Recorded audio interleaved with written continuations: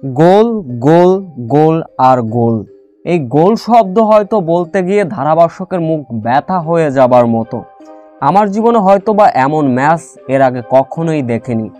2 গোলে পিছিয়ে থাকা বার্সা এরপরে গোল বন্যায় ভাসালো রিয়াল মাদ্রিদকে, যেখানে কিনা শুরুর 14 মিনিট এমবাপ্পের জোড়া গোলে পিছিয়ে ছিল বার্সা।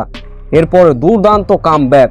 5 মিনিট যেতে না যেতেই 19 মিনিটে আবার রিয়াল মাদ্রিদ গোলে বল জড়ালো বার্সেলোনার ফুটবলার। এরপর ম্যাচের বয়স যখন 32 মিনিট, তখনই লামিন ইয়ামালের দুর্দান্ত গোল।